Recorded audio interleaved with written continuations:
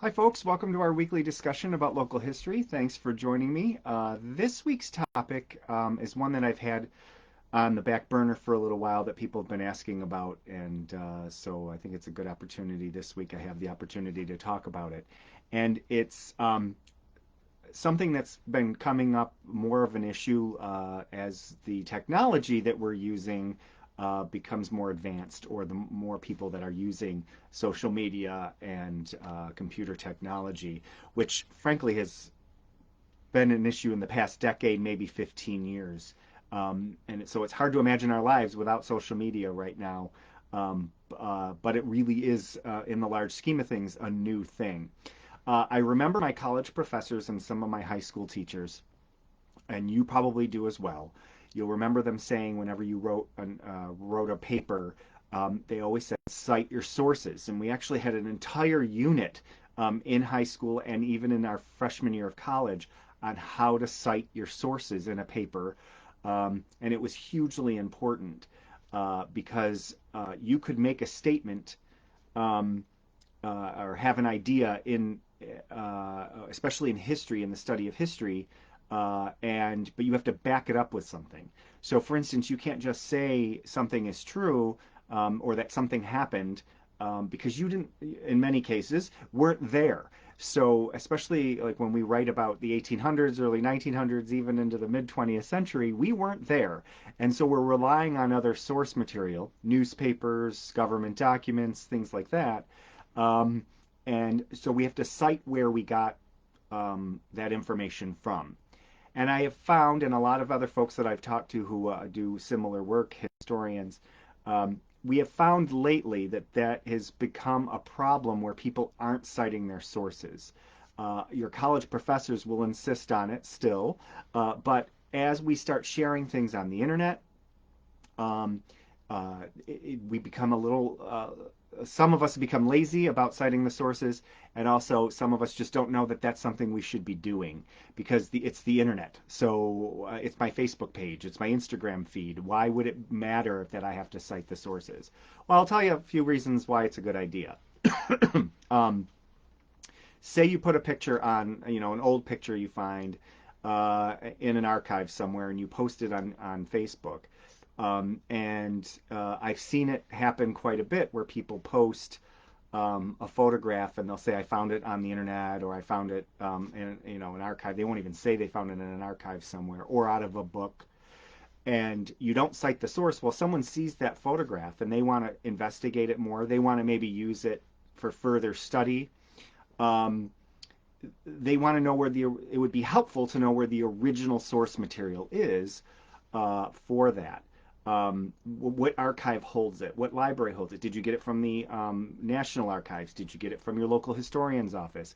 Where it's not your photograph, you're sharing it, but even the archive that holds it doesn't necessarily own the photograph.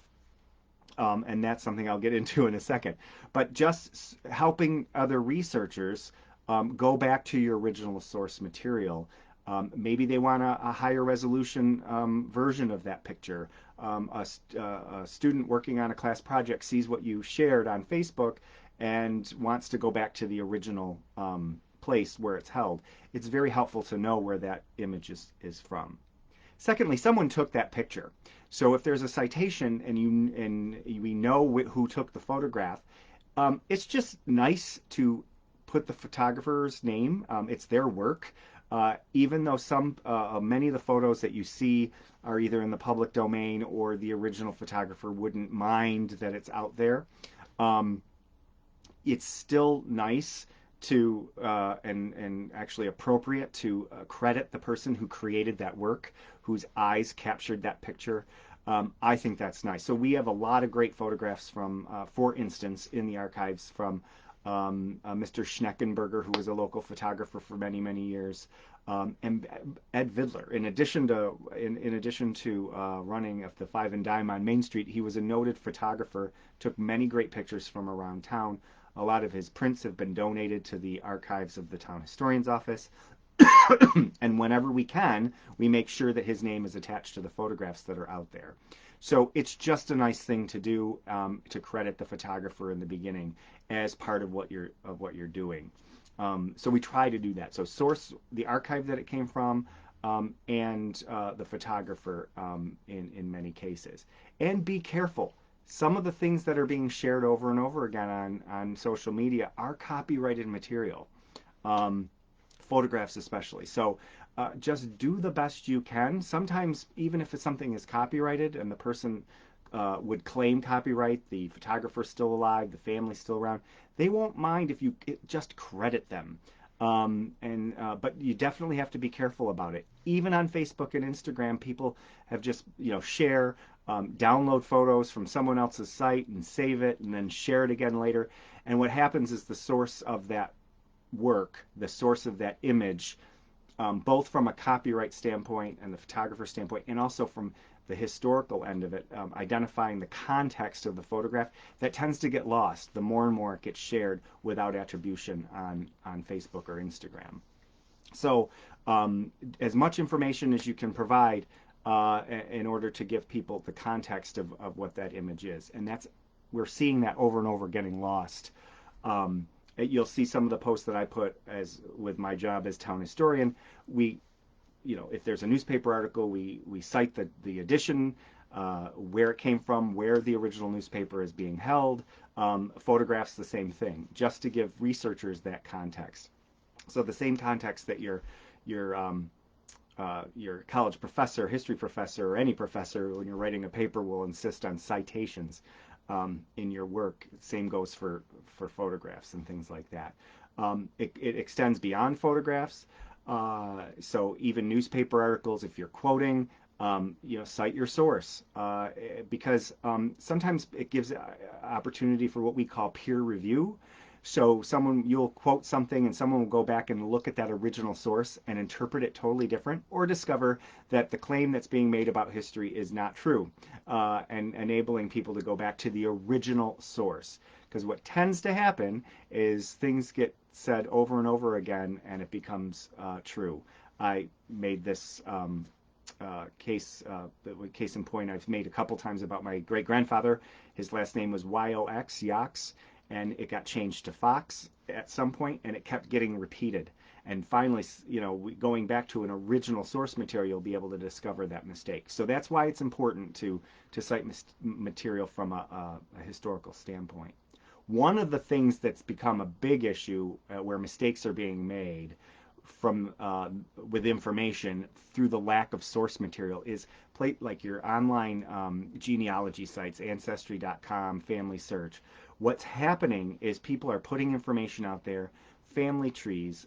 Other people are linking those family trees, and relationships are being claimed, i.e., great-grandmother, then your great-great-grandmother, and your great-great-great-grandmother, and you're linking your family tree, but there's or we're not looking at the source material. What is saying that, so-and-so, person A is the mother of person B? Is there a birth certificate? Is there a marriage license? Is there a marriage certificate? Is there a census record? Digging into those records that we find on Ancestry, digging into the family tree and asking, what's the source material? So when people put information out there, if they're not sourcing it, then there's no proof that is actually true beyond what that person is just claiming. So it's very important on family trees. I've seen so many family trees fall apart because of the lack of source material. And groups like the Daughters of the American Revolution, Sons of the American Revolution, Mayflower Society that do those interesting, in order to become a member, you have to prove your lineage back.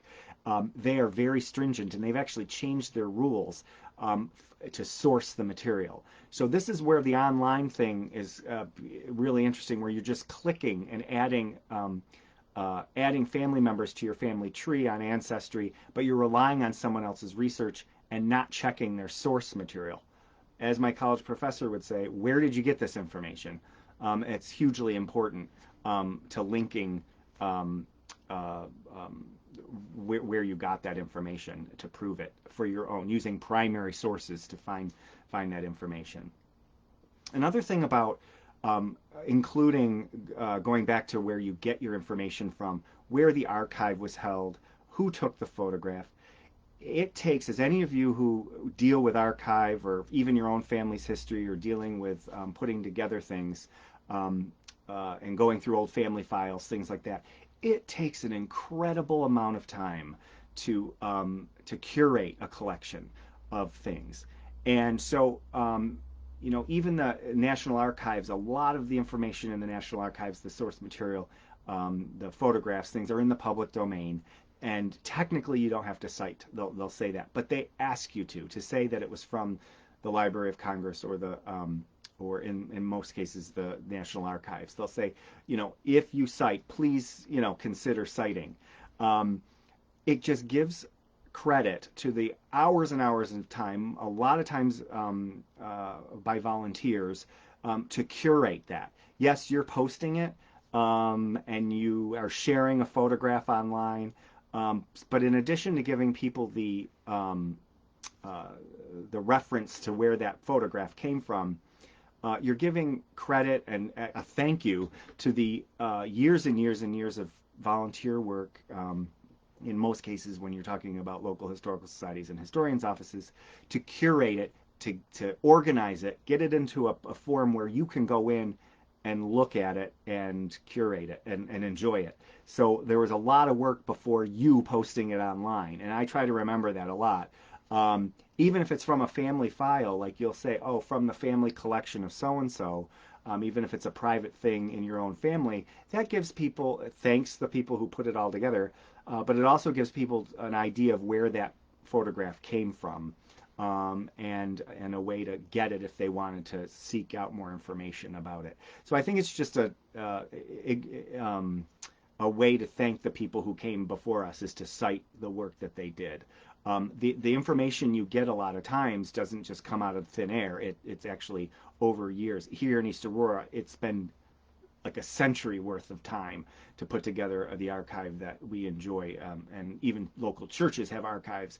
And just if you get something from a local church or a collection, just put a tagline at the end of it when you post something. It just makes it, treat it like it's coming from, like you're doing your college paper. That's that important. So I just think that's an important thing to do. And it also helps us maintain a paper trail of where things come from a little better, to help us in future research. The last thing that has come up more recently too is copyright infringement. Copyright tends to sound like it's a legal term, but there's also some moral and ethical connections to it.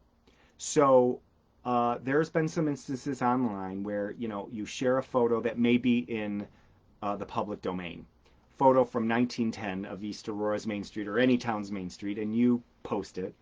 You got it off another website. You don't cite where you got it from, but in addition to that, you lift verbatim the caption information that was provided on that other site or somebody's post. You can't do that. Technically, it's a copyright infringement, but also it's just downright rude to steal someone's information and not give them credit for it. If you were to cite them, that's fine, but it takes time for people to put together their thoughts. And there are some people, some historians, some writers who make a living off of the words and the way the words are put together. So the caption information that's provided with a photograph, or they write an article, that's copyrighted as soon as they put it down. And even in a local town, you think, oh, it's no big deal. It's about a local issue. It's just a small town thing.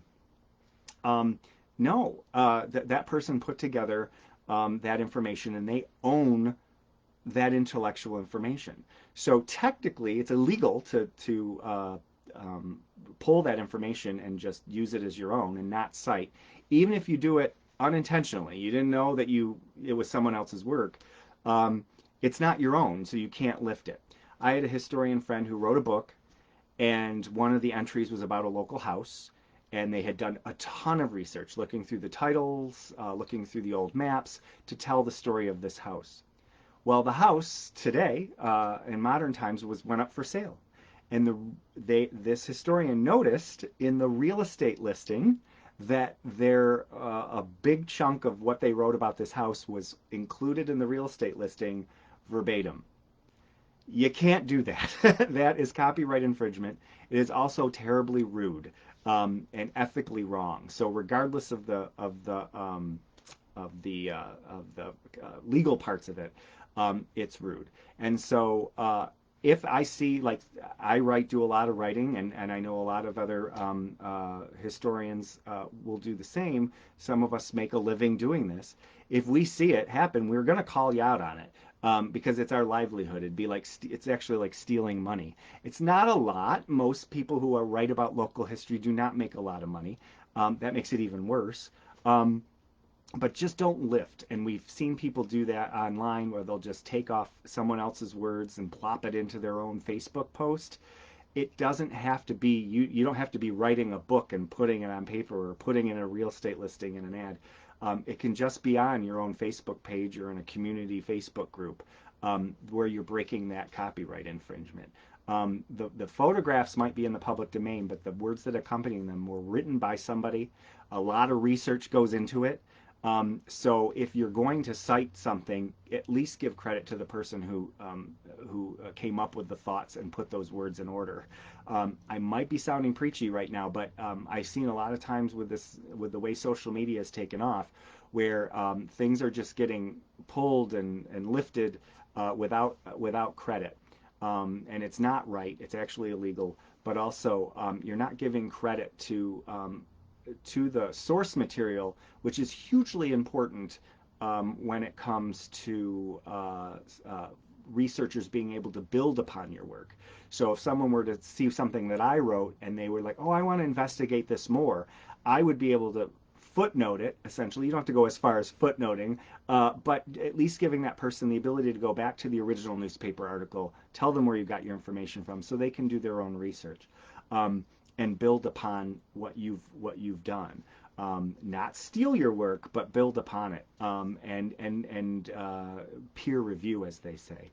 And also, there are a lot of local history is curated by local historical societies, a lot of it volunteer work, and it's just a good practice to credit where you get your information from, who's preserving the original photographs that are being shared on Facebook and on Instagram. It's just a good practice to credit where this information is being stored, where it's accessible, so people can go and investigate it themselves and do their own history.